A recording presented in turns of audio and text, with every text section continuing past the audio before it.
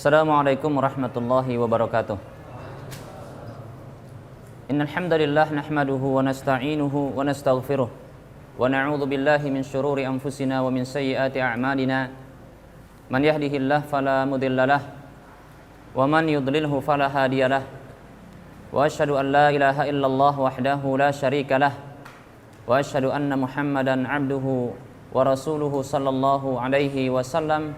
Qala Allah Ta'ala, ya ayyuhalladzina amanu taqullaha haqqa tuqatih wa la tamutunna illa wa antum muslimun. Ya ayyuhan nasu taqu rabbakumul ladzi khalaqakum min nafsin wahidah wa khalaqa minha zawjaha wa bassa minhuma rijalan katsiran wa nisaa'a wattaqullaha alladzi tasaaluna bihi wal arham innallaha kana 'alaikum raqiba. Ya ayyuhalladzina amanu taqullaha wa qulu qawlan sadida yuslih lakum a'malakum wa yaghfir lakum dhunubakum wa may yuti'illaha wa rasulahu faqad faza fawzan 'azima amma ba'd. Fa inna asdaqal haditsi kitabullah wa khairal huda huda Rasulillah sallallahu alaihi wasallam wa syarral umuri muhdatsatuha wa kullu muhdatsatin bid'ah wa kullu bid'atin dhalalah wa kullu dhalalatin finnar. Para saudara-saudari seiman dan seislam rahimani wa rahimakumullah. Alhamdulillah, tak bosan dan tak lupa kita selalu bersyukur kepada Allah atas semua nikmat yang Allah berikan. Karena dengan bersyukur maka Allah Subhanahu wa taala akan menambahkan nikmat-nikmatnya dan kita telah membuktikan sebagai hamba kepada Allah Subhanahu wa taala, hamba yang sejati kepadanya.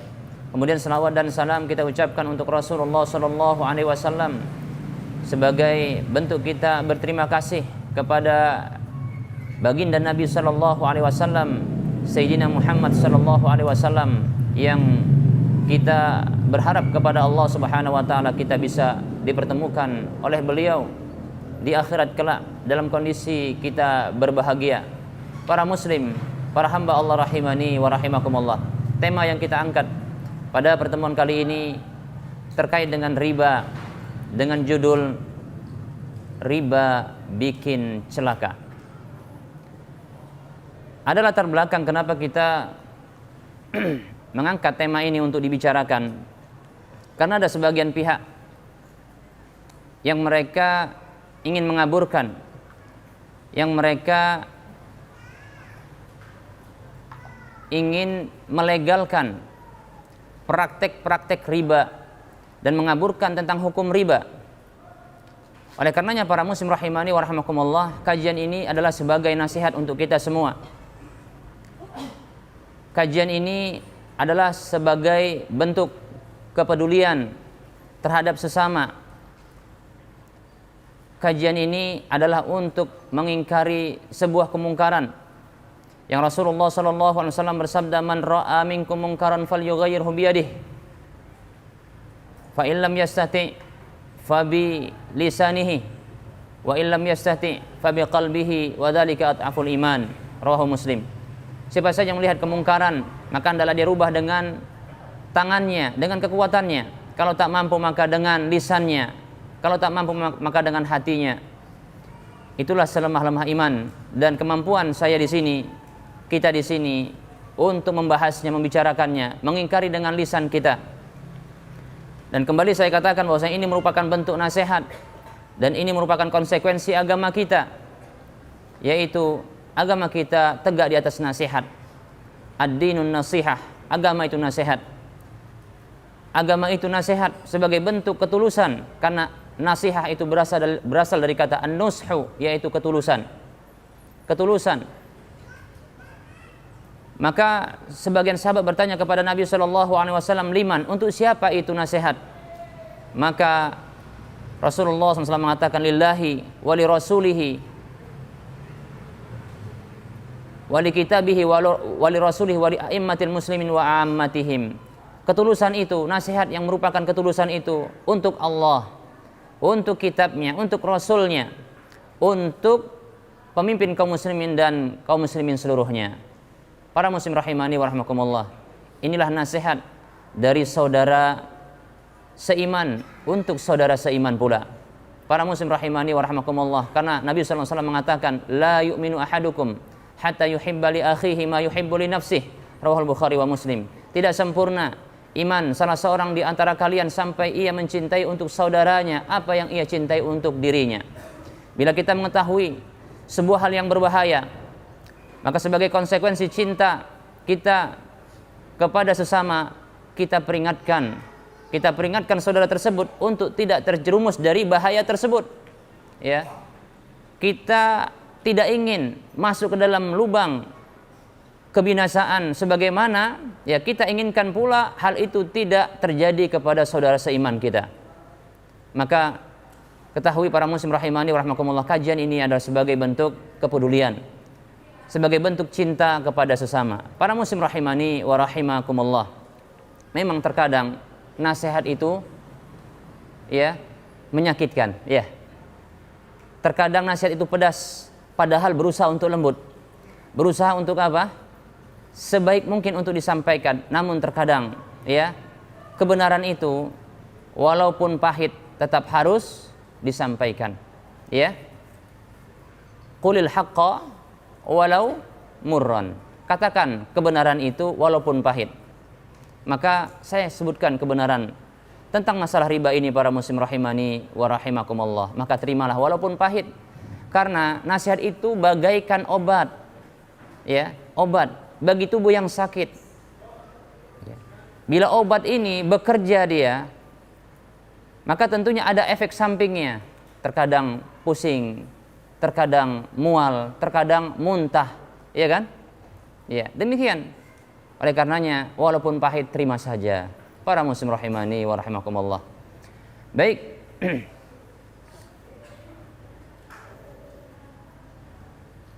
Kita akan menyebutkan hakikat tentang riba ini para muslim rahimani wa rahimakumullah yang dipraktekkan oleh lembaga-lembaga keuangan yang tentunya berbasis ribawi. Para muslim rahimani wa rahimakumullah, saya katakan riba ini bukan hanya dipraktekkan oleh lembaga-lembaga, akan tetapi pihak-pihak perorangan juga melakukannya. Rentenir contohnya, ya, atau orang-orang yang sesungguhnya ingin berniat baik menolong, tapi ternyata dia menggolong katanya, ya. Baik para muslim rahimani wa rahimakumullah. Mungkin di antara kita ada yang tidak paham mengapa ketika kita menitipkan uang kita, menitipkan harta kita, duit kita, uang kita di lembaga-lembaga keuangan, lantas ketika kita mendapatkan bunganya, begitu indah kata bunga ini ya, seindah apa? Lawan jenis ya. Para muslim rahimani wa rahimakumullah, lembaga keuangan yang menyepakati akan diberikan bunga pada uang yang dititipkan, pada hakikatnya itu merupakan bentuk hutang piutang yang menarik keuntungan. Itulah riba. Para muslim rahimani wa rahimakumullah, semua para ulama fikih, kalau betul-betul ulama fikih, mereka menyatakan bahwasanya barang titipan bila dititipkan pada orang yang dititipi, pada pihak tertentu, kemudian orang yang dititipi atau pihak yang dititipi ini dia mempergunakan barang titipan tersebut atas izin orang yang menitipkan, maka barang titipan itu menjadi hutang. Hal ini diungkapkan oleh Syekh Muhammad Shalih Al-Utsaimin rahimahullah dalam kitab Asy-Syarh Al-Mumti'. Beliau mengatakan nassal fuqaha'u ala annal mudi'a idza adina al-muda'a an yatasarrafa fil wadi'ati sarat qardan. Beliau mengatakan para ulama fikih menyatakan dengan gamblang jelas bahwasanya apabila orang yang menitipi, orang yang menitipkan barang, menitipkan sesuatu, memberikan izin kepada orang yang dititipi untuk mempergunakan barang titipan, maka barang titipan itu menjadi hutang piutang. Logisnya para muslim rahimani wa rahimakumullah, saya titipkan uang 1 juta kepada Anda, nitip, tolong ya, jaga selama saya pergi uang ini, ya. Nanti saya kembali, saya akan ambil lagi. Ternyata dia katakan begini, sudah Ustadz, ya, saya pakai sajalah Saya pakai saja, ya. Saya pakai saja karena kebetulan saya butuh. Kira-kira uang ini jadi apa bagi orang yang memakainya? Hah? Hutang. Jelas? Jelas? Gamblang. Ini jelas para muslim rahimani wa rahmakumullah. Itu berlaku dalam kehidupan kita. Begitulah bila kita menitipkan uang kita pada lembaga-lembaga keuangan atau perorangan, pihak-pihak tertentu yang dia akan mempergunakan dan kita mengetahuinya dan kita membiarkannya, itu merupakan bentuk izin kita kepadanya untuk apa? Mempergunakan uang kita, dan jadilah uang yang kita titipi itu hutang baginya. Dan ternyata disepakati adanya tambahan. Jadilah ini namanya apa? Hutang yang beranak. Ya, kalau ada bakso beranak, nah inilah dia ya. Ya.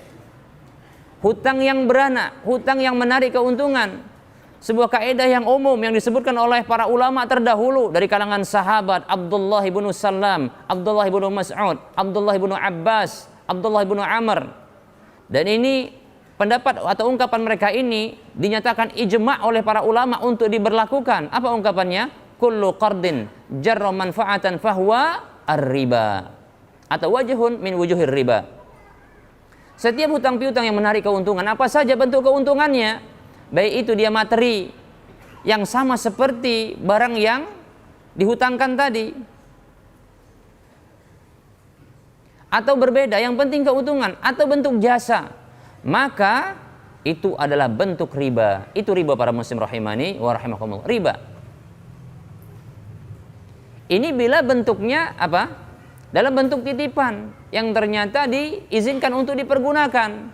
Bagaimana bila ternyata digelontorkan sebahagian dana dalam bentuk talangan lantas disepakati adanya tambahan? Ini sudah jelas, ya. Ini adalah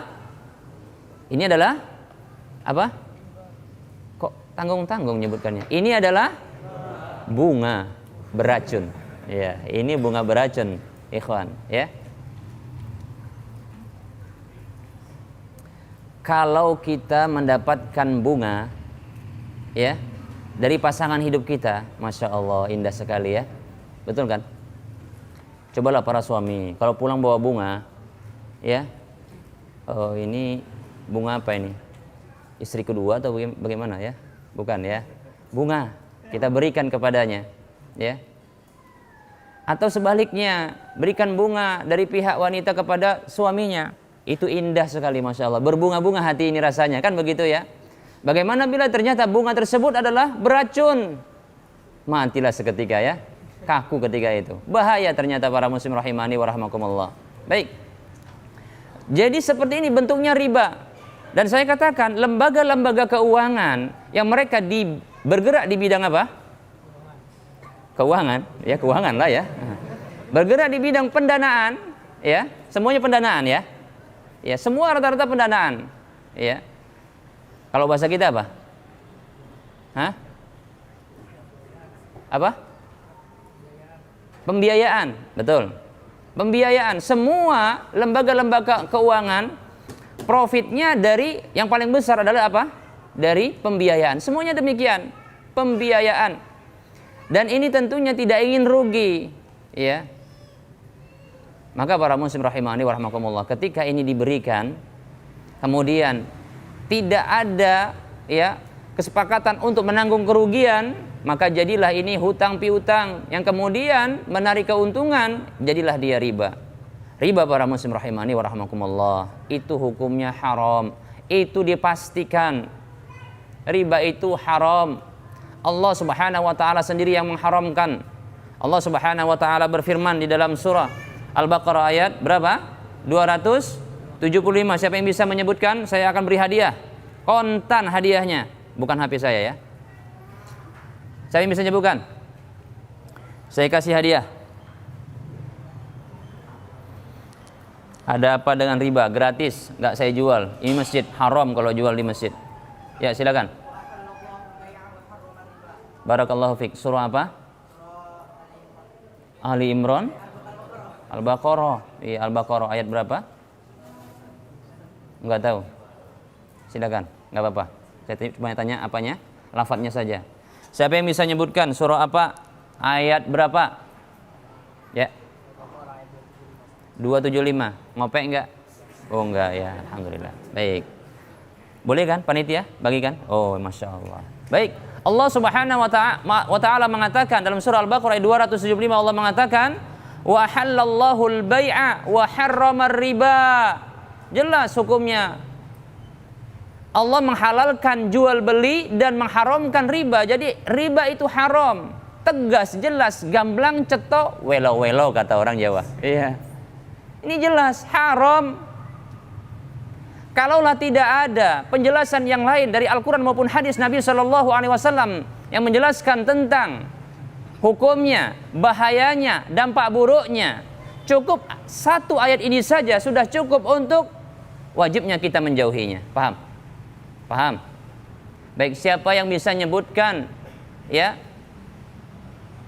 bentuk teks saja dalam bahasa Indonesia, nggak usah bahasa Arab, tentang bahaya dan celakanya riba. Baik, apa? Coba ulangi.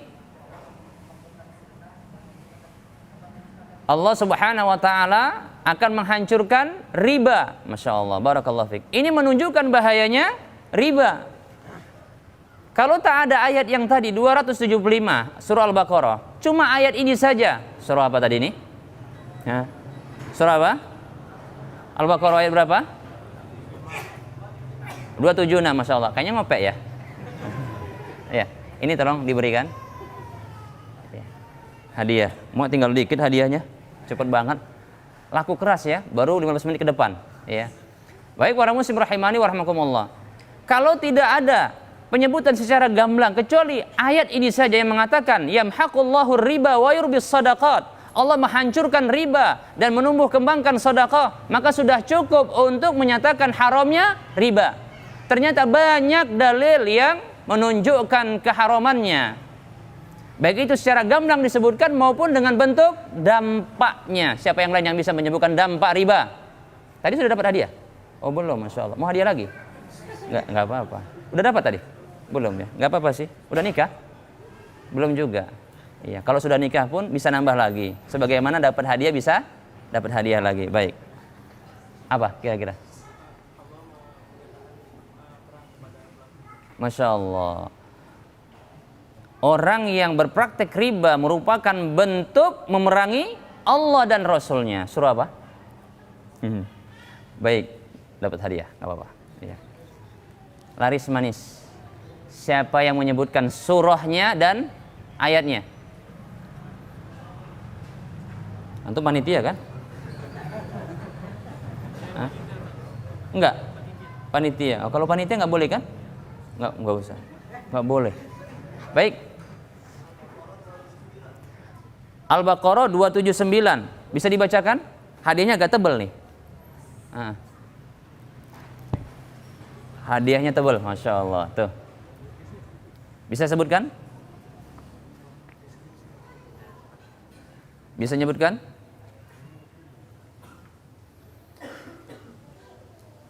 Nggak bisa. Kalau gitu ngasih yang tipis aja ya. Masya Allah. Tolong. Siapa bisa nyebutkan? Masya Allah. Ngopek ya? Boleh nggak apa-apa? Nggak apa-apa ya. 277 yang serius. 277. Ya. Kurang tepat. Saya bisa menyebutkan ayatnya langsung. Al-Baqarah ayat 279. Iya, 79, betul. Ayatnya saya ingin sebutkan. Ayatnya kira-kira jika tidak bertobat dari riba maka Allah dan Rasulnya akan memerangi. Baik, saya inginkan ayatnya dibunyikan. Baik. Ulangi dari pertama, ya ayyuhalladzina amanu. Ayat yang ke-278. Sudah dapat tadi ya? Kayaknya mohon. Ini Masya Allah, ini TV nggak butuh satu, iya, butuhnya dua kayaknya, Masya Allah. Ya.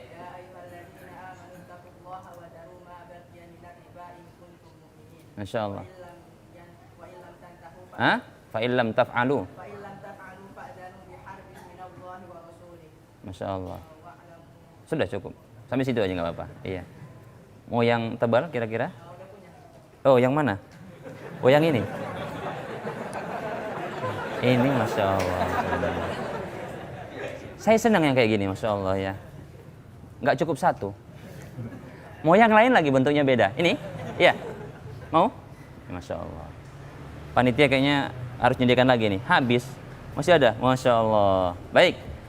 Allah Subhanahu wa ta'ala berfirman, wahai orang-orang yang beriman, bertakwalah kepada Allah Subhanahu wa ta'ala dan tinggalkan sisa riba. Maksudnya kalau ada orang yang dia sudah melakukan riba, sudah terlanjur masuk ke dalam riba, dan dia sudah rasakan riba tersebut, lantas tersisa, maka wadharu ma baqiya minar riba.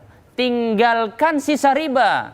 In kuntum, kalau kamu benar-benar beriman. Fa illam taf'alu, kalau kau tak lakukan itu, kalau tak dilakukan, meninggalkan riba tersebut, fa'dhanu biharbi minallahi wa rasulih.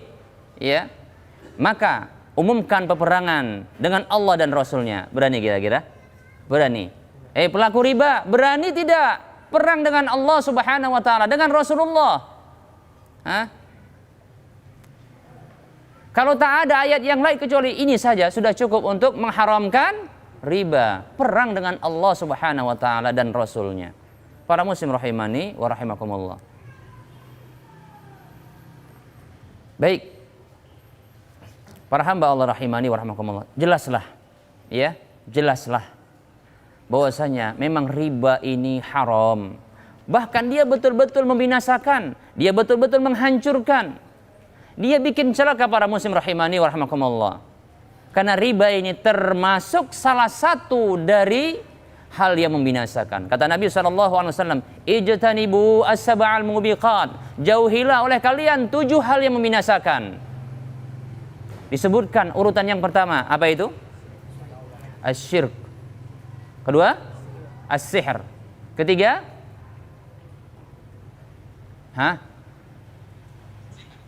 sihir, ya sudah. Apa lagi? Yang ketiga Allah Subhanahu wa ta'ala mengatakan, Rasulullah SAW mengatakan, wa qatlun nafsil lati harramallahu illa bil haq, membunuh jiwa yang Allah telah haramkan kecuali dengan hak. Yang keempat, ini dia, wa aklur riba, makan harta riba. Para muslim rahimani wa rahimakumullah. Ini hadis riwayat Bukhari Muslim. Ya. Bahkan perkara yang paling menjijikkan bagi kita adalah berzina dengan mahram kita, yaitu orang yang menjadi mahram bagi kita, orang yang haram kita nikahi. Kalau wanita menikahi laki-laki yang haram baginya, kalau perempuan, kalau dia pria menikahi wanita yang haram baginya, kalau dia wanita menikahi pria yang haram baginya, maka ini sebuah yang menjijikkan. Namun ini para muslim rahimani wa rahimakumullah adalah pintu riba yang paling ringan. Dalam sebuah hadis Nabi SAW beliau bersabda, Ar-riba salasatun wa sab'una baban. Riba itu ada 73 pintunya. Wa aisaruha, yang paling ringannya adalah an yankihar rajulu mislu yankihar rajulu ummahu. Seperti seorang laki-laki yang menikahi ibunya. Dan saya katakan, tidak ada orang yang sengaja dia menikahi ibunya, dan tak ada wali hakim, ya, atau siapapun yang menjadi wali bagi siapa? Bagi seorang ibu ini untuk menikahkan kepada putranya. Enggak mungkin, melainkan terjadinya perzinahan. Karena nikah secara bahasa hukumnya adalah kawin. Nikah itu artinya apa? Al-jima', hubungan badan. Para muslim rahimani wa rahimakumullah. Jadi yang paling ringan, pintu yang paling ringan untuk bisa dimasuki oleh seseorang dari riba itu takaran dosanya itu seperti seseorang yang dia menzinahi ibunya. Maka saya katakan, wahai Anda orang-orang yang berpraktik dalam riba, wahai Anda yang menceburkan dirinya dalam riba, coba perhatikan, kalau Anda seorang wanita, apakah Anda tidak jijik berzina dengan ayah Anda? Bila Anda pria, apakah Anda tidak jijik berzina dengan ibu Anda?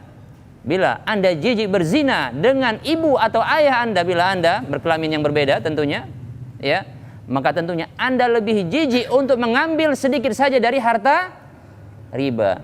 tinggalkan riba. Para muslim rahimani wa rahimakumullah. Baik.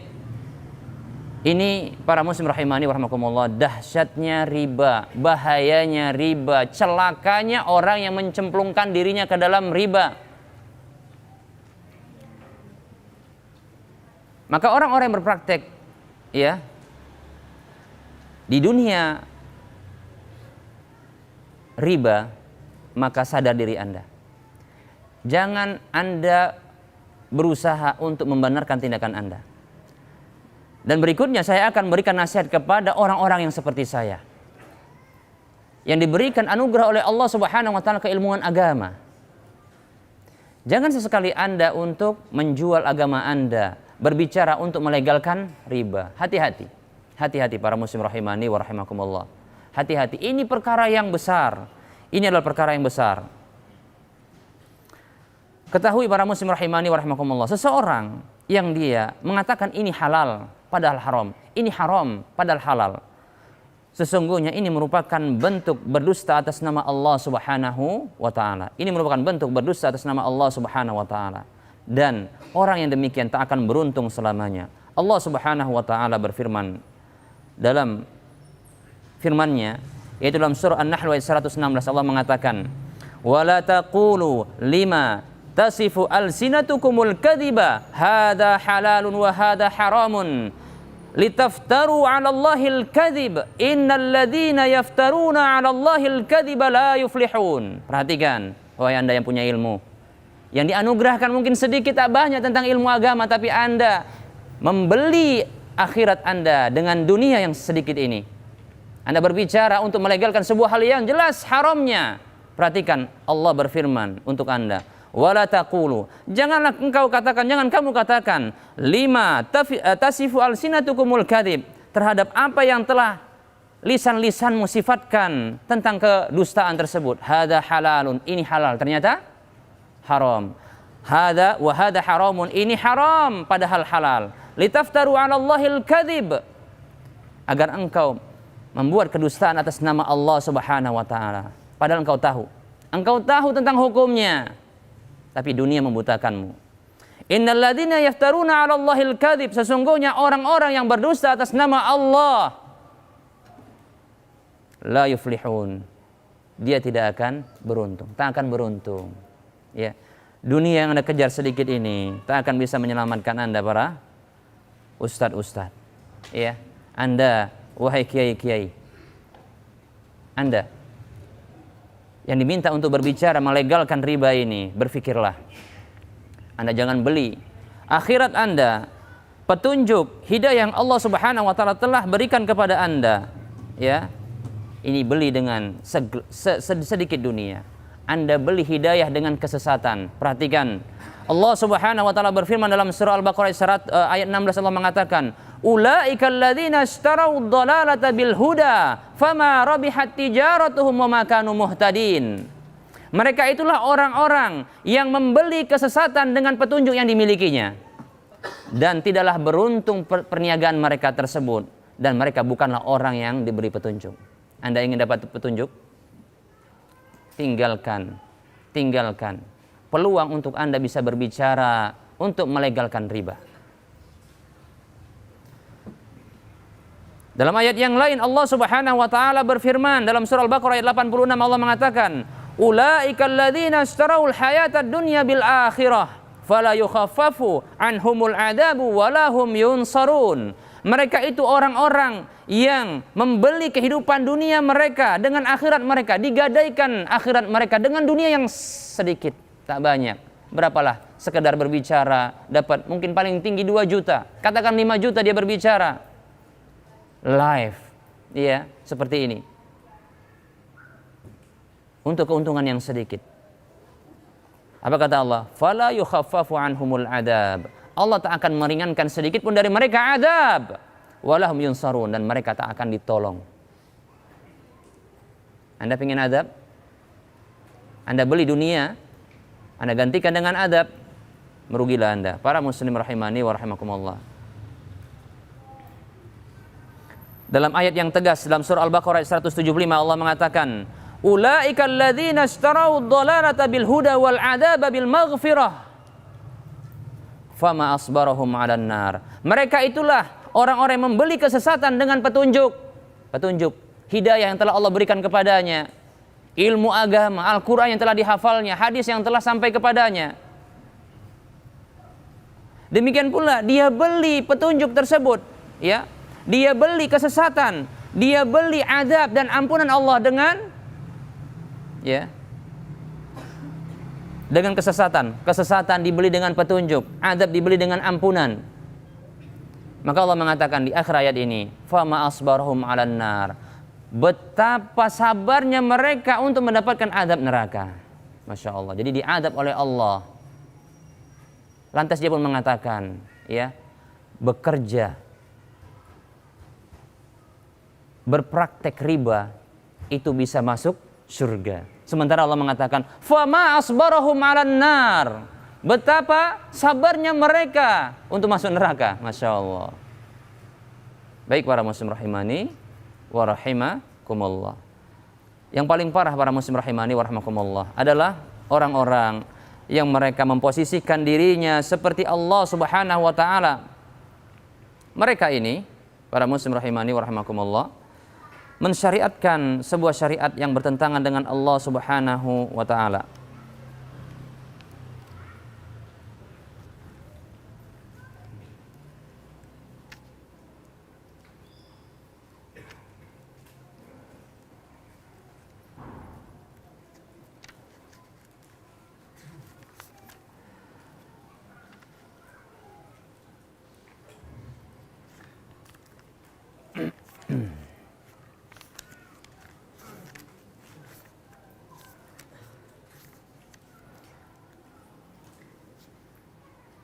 Allah Subhanahu wa taala berfirman,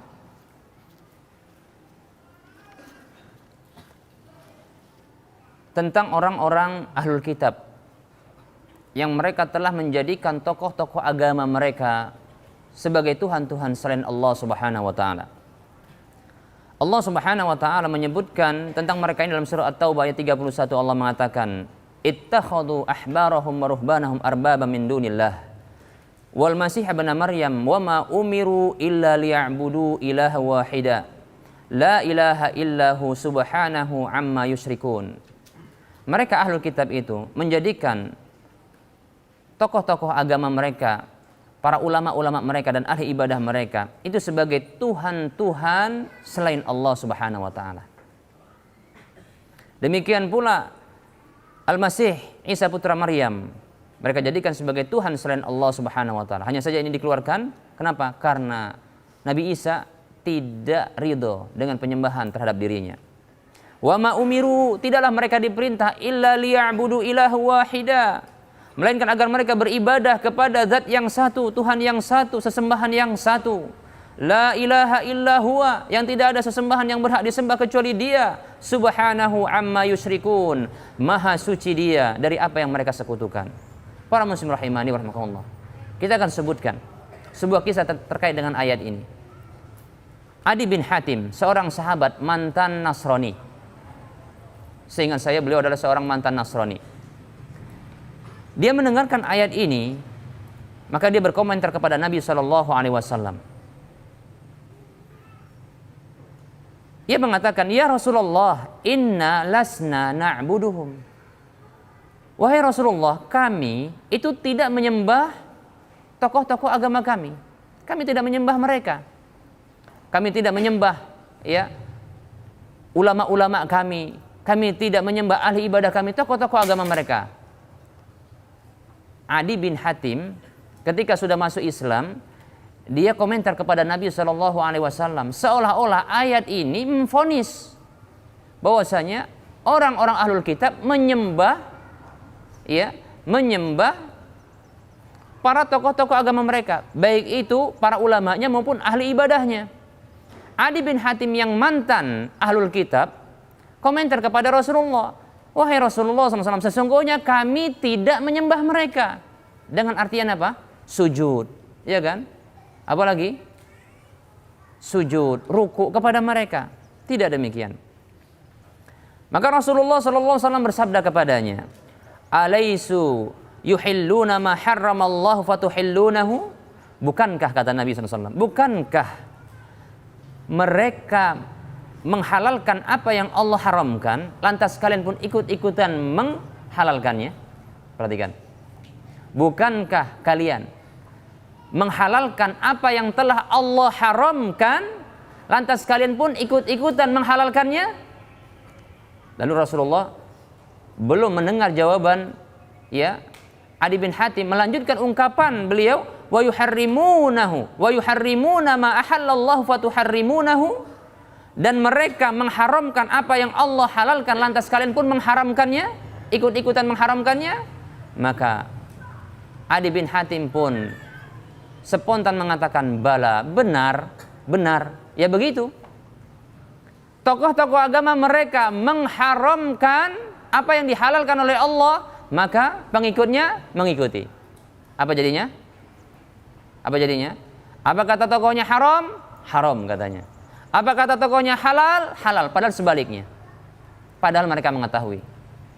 Bala, demikianlah. Apa kata Rasulullah SAW? Fatilka ibadatuhum. Begitulah cara mengibadahi mereka.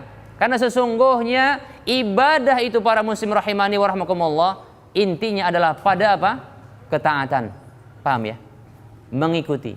Ketaatan kepada sesuatu yang ditaati. Itulah cara mengibadahinya. Paham? Jadi ketika tokoh-tokoh agama mengatakan halal padahal haram, lantas diikuti halal.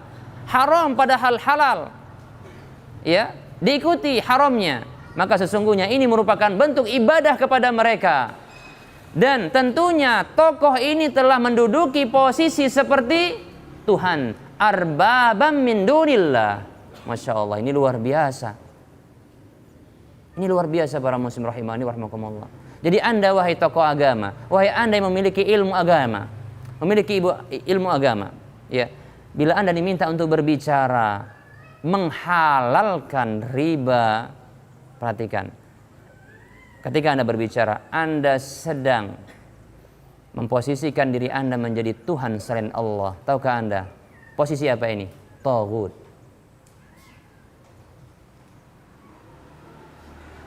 Sadarlah, kembalilah.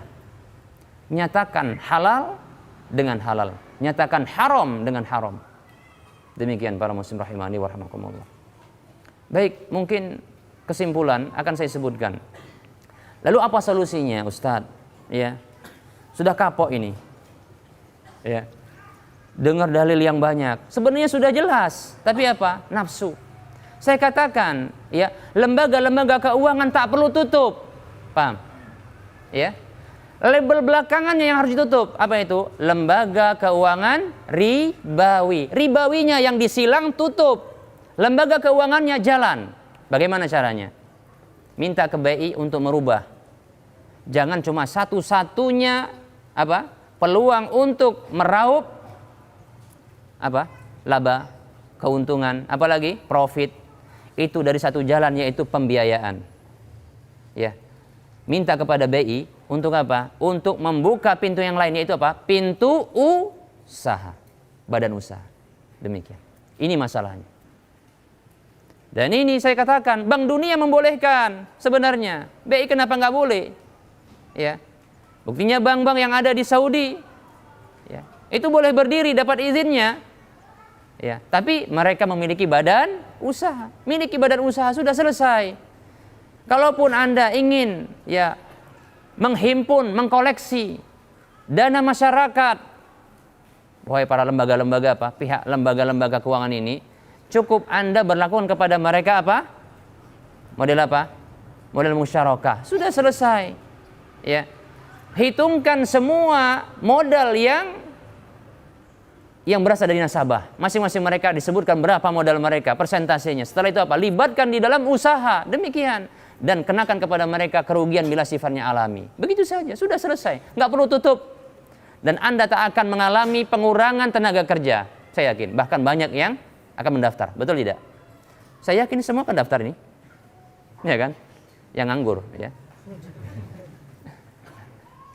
Sebagaimana mereka daftar untuk cari istri. semangat, kan begitu. Masalahnya Anda berpraktek ribawi, itu masalahnya. Anda tutup pintu ini, buka pintu yang banyak, demikian. Seperti itu. Miliki badan-badan usaha. Jangan hanya seperti lintah darat yang kalau nemplok, tahu nemplok? Lengket pada sesuatu lantas menghisapnya. Demikian, kenyanglah dia, jatuh. Kan begitu ya. Tapi pasti jatuh. Demikian. Jangan seperti itu. Maka miliki badan usaha. Insya Allah aman. Demikian para muslim rahimani wa rahimakumullah. Ini mau berakhir ini. Diumumkan lagi. Ustadz minta tolong sampaikan agar peserta kajian lebih rapat ke depan. Silakan. Rapatlah ke depan, permintaan panitia ini ya. Ya. Parkir mobil dan sepeda motor di rumah sakit USU. Ya, insya Allah nggak sakit ya. Insyaallah. Baik, kita masuki sesi soal jawab. Para muslim rahimani wa rahimakumullah, banyak pertanyaan. Saya inginkan keikutsertaan langsung dengan lisan. Siapa yang ingin bertanya langsung? Baik, yang pertama silakan. Assalamualaikum warahmatullahi wabarakatuh. Suatu instansi pekerjaan itu mengandung keharuman, misalnya contoh studi. Kan saya pernah mendengar Ustaz Erwan Tirmizi bahwa tikes itu haram. Nggak paham saya, apa itu tikes? Saya gaptek ya. Pembayaran elektronik melalui elektronik. Pembayaran elektronik. Seperti apa? Hah? Oh, kayak e-money begitu ya. Oh, baik. Antum kalau sudah dapat satu fatwa, ikuti saja, ya. Jangan tanyakan lagi kepada yang lain. Itu seperti itu adabnya, ya. Kalau sudah dapat satu fatwa, penjelasan, ya, tentang sebuah sebuah masalah, kasus, antum dapatkan fatwa tersebut, antum ikuti, sudah, dan antum tahu orangnya di situ adalah kompeten, maka ikuti. Sudah begitu. Ya. Paham ya? Dan membicarakan hal tersebut ya di forum seperti ini, bukan forum tatap muka yang berdua, ini kurang adab saya katakan ya. Tidak adab. Maka sebaiknya saya tidak menjawabnya di sini. Baik ya. Baik, yang lain. Baik, silakan.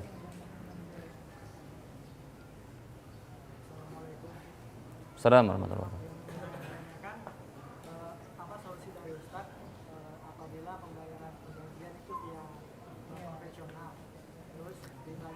Penggajian?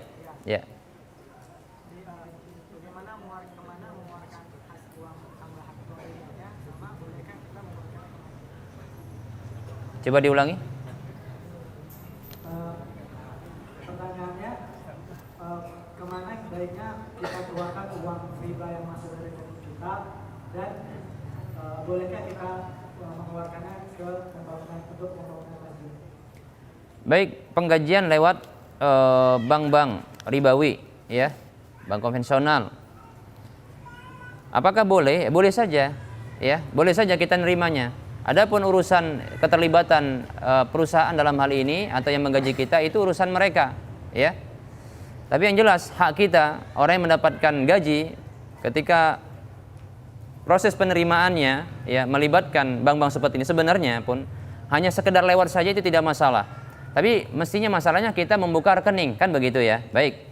Maka kita akadnya adalah akad ya, di sana hanya membuka rekening dan nitip saja, sekedar lewat. Maka ambil pokoknya, adapun pokoknya yaitu apa?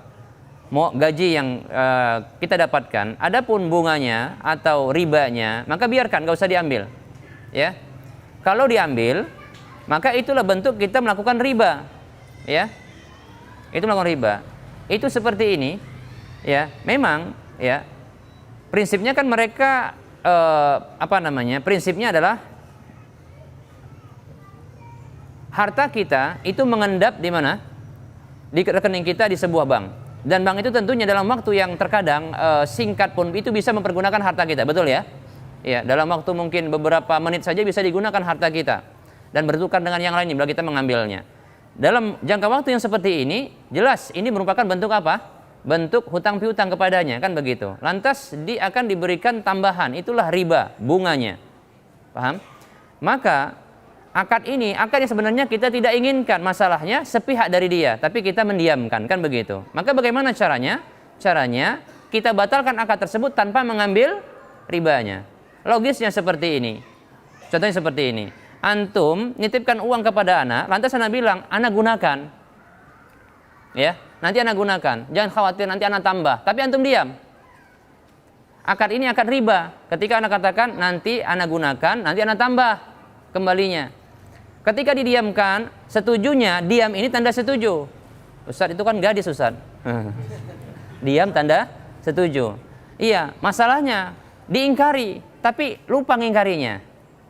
Atau tidak diingkari, maka ini bentuk persetujuan. Bagaimana cara membatalkan akad ini? Nah, ketika dikembalikan dengan cara berlebih, anak kembalikan berlebih kepada antum, maka cukup antum tolak kelebihannya, antum ambil pokoknya. Terjadi riba? Jawabannya tidak. Seperti itulah kalau kita nitipkan uang di bank, sudah dalam waktu yang singkat pun ternyata ada kelebihannya, maka ambil saja pokoknya, jangan ambil kelebihannya. Paham? Dengan alasan apapun itu diberikan kepada kemaslahatan, saya nggak condong, itu merupakan bentuk pengambilan riba. Kenapa? Karena sesungguhnya itu harta dia, betul ya? Harta bank tersebut.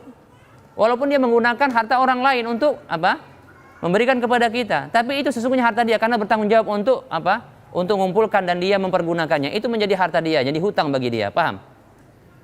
Jadi kalau kita kembalikan kepada dia, kita biarkan seperti itu bukanlah merupakan bentuk memberikan riba kepada bank, bukan. Paham ya? Karena itu harta dia. Kita mengembalikan harta tersebut kepadanya, kepada sang pemiliknya. Walaupun dia dengan cara hutang mendapatkan harta tersebut kepada yang lainnya. Paham ini? Paham tidak? Nggak usah diambil. Biarkan saja. Biarkan di situ. Demikian. Baik. Ada yang lain kira-kira? Assalamualaikum warahmatullahi wabarakatuh. Jika misalnya kita memberikan hutang kepada seseorang tapi dengan bentuk emas, itu kan emas misalnya lama-lama 5 tahun harganya tambah naik, itu Iya. dibalikin beratnya sama terus harganya naik itu Apakah termasuk riba? Gitu maksudnya. Baik. Bila kita berhutang dengan emas, ya, di 1 tahun, lantas beberapa tahun berikutnya kita kembalikan dengan emas. Ya, apakah itu riba? Padahal, ya, kualitas emas atau nilai emas itu naik kan gitu ya. Maka kita katakan tidak riba. Sesungguhnya emas itu tidak naik. Yang anjlok adalah rupiahnya, paham? Yang inflasi adalah rupiah yang mengalami itu. Kalau emas begitu-begitu saja, ya kan? Mas Joko, Mas Paino, gitu-gitu aja, tetap ganteng dia. Tambah tahun ya makin kusam gitu ya. Emas begitu juga, tambah tahun tambah kusam dia. Cuma kita kembalikan harus senilai, paham ya? Wajib senilai. Dan bagaimana kalau konversi dengan apa? Dengan rupiah? Saya tidak condong dengan konversi dengan rupiah, ya. Konversi dengan rupiah, nanti pengembalian dengan rupiah, saya tidak condong kepada pendapat ini. Wallahu a'lam, sebaiknya dihindari. Maka kalau pinjam, kalau berhutang dengan emas, maka kembali dengan emas. Kalau berhutang dengan rupiah, maka kembali rupiah. Oleh karenanya, coba pikirkan kalau seandainya kita memberikan hutang kepada seseorang dengan bentuk rupiah atau dolar atau mata uang apapun kecuali emas dan perak, ya, yang kita akan mengetahui ini ke depannya, beberapa tahun ke depan akan inflasi, anjlok, betul? Betul. Dan tidak akan sama nilainya. Makin anjlok dia kan begitu. Maka berpikirlah, jangan memberikan hutangan berupa uang tapi emas. Ya, insya Allah dia selalu stagnan insya Allah. Stagnan ya. Stabil insya Allah, demikian. Baik. Pak. Assalamualaikum warahmatullahi wabarakatuh. Assalamualaikum warahmatullahi wabarakatuh. Kalau kita memberikan utang itu Pak, tapi payah kan bayarnya orangnya. Itu pertama, kamu bayar gitu. Itu macam mana itu Pak? Ya, satu dulu Pak ya. Baik. Sebelum memberikan Gitu. Baik. Ada juga satu lagi didiamkannya aja begitu. Iya, iya.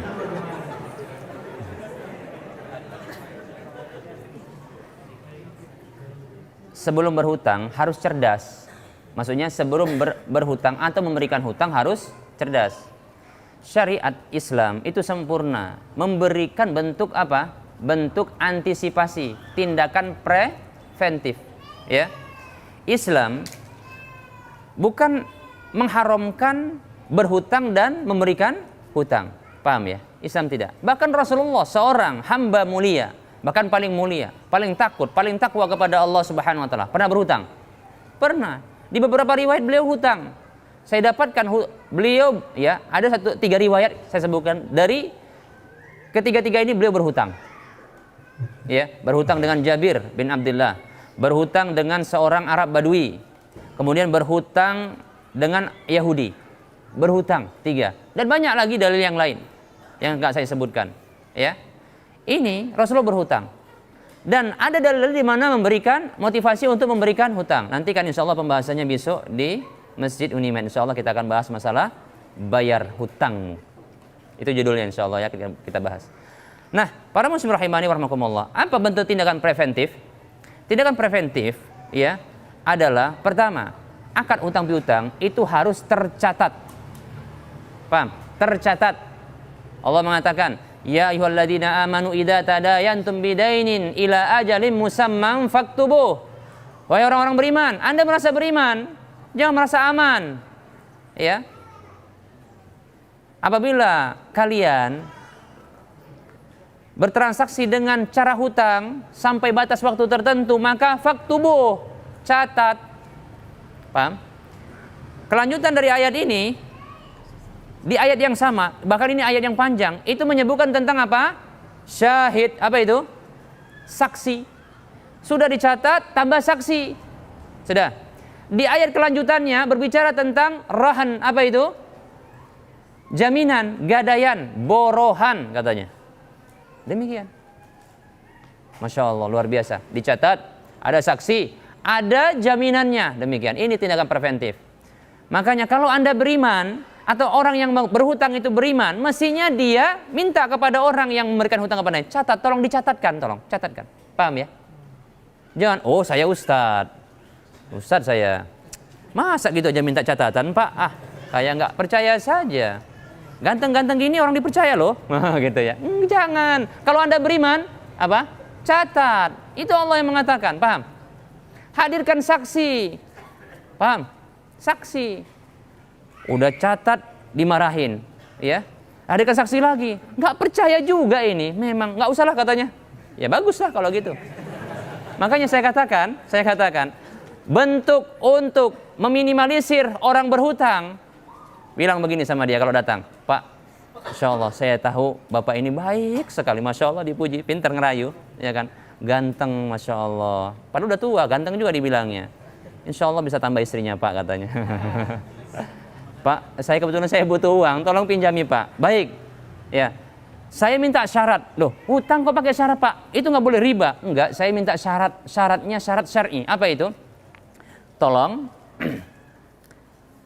catat dan urusan pencatatan biayanya keluarkan sendiri. Yang kedua, datangkan saksi. Saya akan datangkan saksi, kamu saksi satu juga. Saya satu, kamu satu. Kemudian datangkan jaminan.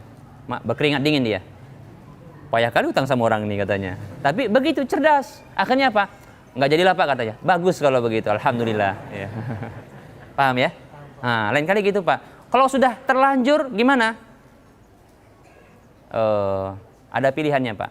Bapak mau dimaafkan oleh Allah Subhanahu Wa Taala? Mau ya? Maafkan dia. Insya Allah dimaafkan sama Allah. Atau gini. Bilang sama Allah begini. Ya Allah, andaikan dia datang nanti di akhir penghujung hidupku dengan membawa hutangnya untuk dibayar kepadaku, maka aku terima. Tapi nanti kalau keburu dia mati duluan atau aku menghadapmu ya Allah, maka aku ikhlaskan. Katakan begitu. Tapi jangan ngomong begitu sama dia. Ya kalau di situ ku pilih yang ikhlas saja Pak katanya. Jangan, ini dia mah pedagang, repot itu ya. Jangan disuruh milih ya. Bilang sama Allah begitu.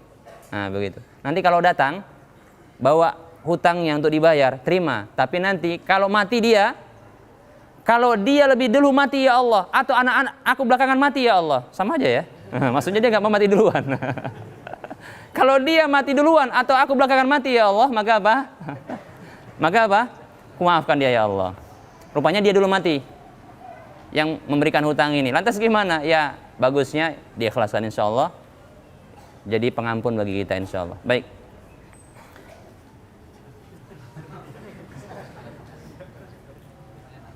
Pertanyaan akhwat. Ini akhwat. Baik. Dari akhwat aja. Sudah gantian ya akhwat.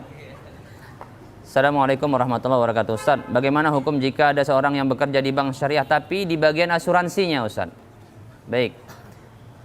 Oh.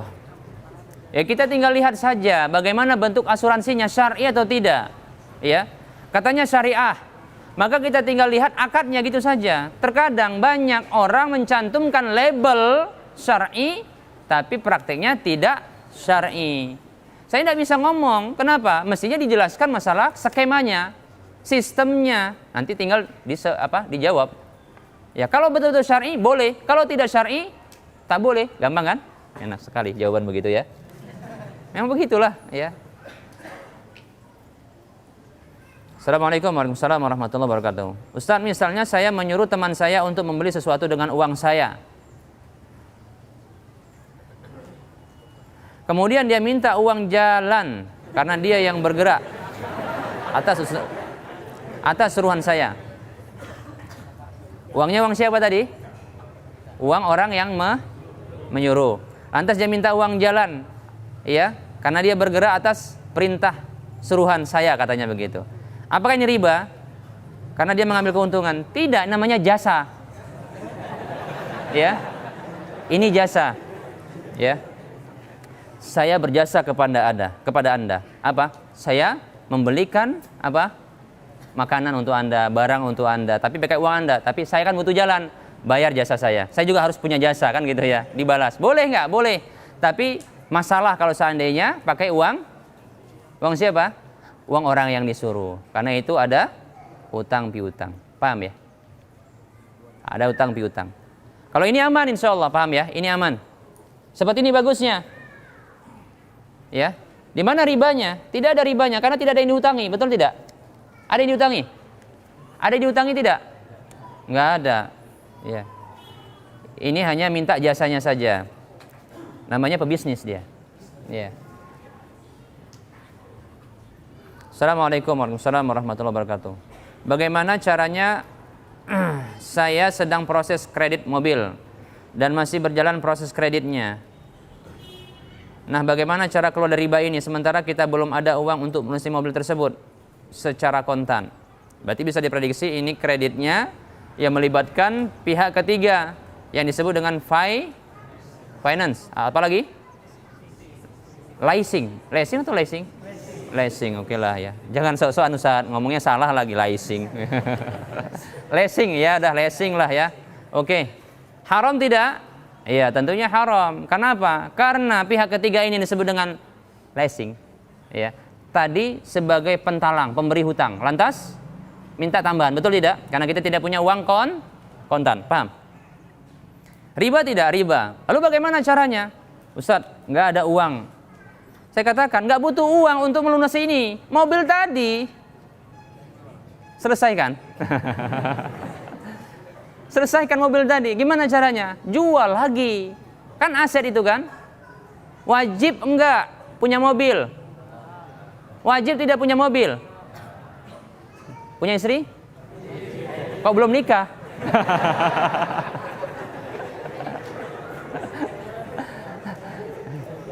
Intermezzo ya. Sore ini ya, sore ya, baik. Ya. Ikhwan sekalian, Ana bicara kalau gini, lagi kajian nyenggol-nyenggol masalah pernikahan, Ana ditegur. Kenapa? Ustaz ini banyak kali nyenggol pernikahan. Saya tahu, audiens ini banyak yang lajang, maka beginilah caranya kan. Baik. Mudah-mudahan nggak ada yang negur saya. Kenapa? Kayak sensi saya kalau ditegur ya, baper lagi biasanya. Apa itu? Bawa perasaan ya. Para muslim rahimani wa rahimakumullah. Bagaimana selesainya? Aset uang tidak ada bentuk kontan, betul. Tapi ada aset. Aset ini dijual. Rumah tidak mungkin. Kenapa? Tidak wajib punya mobil. Kalau rumah, berat untuk tinggalkan rumah. Nyewa, sudah punya rumah, lantas nyewa, mau dijual untuk nutupi utang. Kalau iman kuat insya Allah bagus. Ya, kalau nggak kuat jangan coba-coba. Ya. Tapi mobil, tidak ada yang mengatakan wajib punya mobil. Ya. Maka aset yang satu ini dijual untuk nutupi utang tadi. Bisa jadi kembalikan, lantas saya ingin kembalikan mobil saya ini. Saya minta berapa yang sudah saya bayar, saya minta. Demikian. Atau dijual kepada yang lain, demikian. Tapi kalau dijual lagi kepada siapa? Kepada bank tersebut atau finance tersebut atau showroom tersebut, ini bahaya. Bahaya, takut nanti jatuh kepada inah. Ya. Saya sarankan jangan dijual kepada apa? Kepada tempat di mana kita membelinya dengan cara kredit. Tapi jual kepada yang lain dengan cara kontan, walaupun lebih murah. Ya. Demikian. Maka sisanya ya dibayarkan. Ya. Maaf, maksudnya dari harta yang didapatkan atau uang didapatkan penjualan tersebut, maka kontani, demikian. Insya Allah, bila seseorang meninggalkan sesuatu karena Allah, maka Allah menggantinya dengan yang lebih baik. Ya, Allah berfirman, wa may yattaqillaha yaj'al lahu makhraja wa yarzuqhu min haitsu la yahtasib. Siapa saja yang bertakwa kepada Allah dengan cara apa? Dia tinggalkan kemaksiatan. Ya. Dia tinggalkan kemaksiatan. Dia takwa kepada Allah dengan melaksanakan perintah Allah. Berhenti dari riba. Dia berhenti. Takwa kepada Allah, berhenti dari riba. Tinggalkan riba, ditinggalkan olehnya. Maka apa kata Allah? Ya ja'alahu makhraja. Allah memberikan jalan keluar baginya. Wa yarzuqhu min haitsu la yahtasib. Dan Allah akan memberikan rezeki dari jalan yang tidak dia duga. Yakin itu. Yakin. Pasti datang rezeki yang tidak disangka-sangka. Demikian. Waktu habis. Pertanyaan melimpah ruah. Maaf ya, ini tak bisa dibahas. Saya nggak janjikan ini utang. Ya. Atau PR bagi saya. Kenapa? PR saya sudah numpuk banyak kali. Ya. Oleh karenanya, insya Allah kita lanjut pada riba bikin celaka sesi yang kedua. Insya Allah waktu yang akan datang nanti diinfokan oleh panitia. Alhamdulillah ya, ada sesi yang berikutnya. Tapi nanti akan diinfokan entah kapan. Pokoknya tunggu saja, ya, tanggal mainnya. Tapi jangan main-main ya. Baik, mudah-mudahan bermanfaat. Mohon maaf atas segala kekurangan dan kesalahan. Baik, nanti setelah ini bisa dengan saya, karena ini waktu sudah berakhir. Nanti dengan saya bisa nanti setelah kajian ini ya. Setelah ini saja. Baik ya, kita tutup. Saya mohon maaf bila ada kesalahan, ya. Yang benar datangnya dari Allah Subhanahu wa taala, yang salah datangnya dari saya pribadi dan bisikan syaitan. Kepada Allah saya mohon ampun, kepada hadirin sekalian saya mohon maaf. Kepada para pendengar sekalian, baik di mana saja Anda berada, ambil yang baik, ya. Ambil yang benar, ya. Maka Anda akan beruntung insyaallah taala. Demikian. Wassallallahu ala Muhammad wa ala alihi wa washabihi ajma'in. Subhanakallahumma bihamdika asyhadu an la ilaha illa anta astaghfiruka wa atubu ilaik. Alhamdulillahirabbil alamin. Assalamualaikum warahmatullahi wabarakatuh.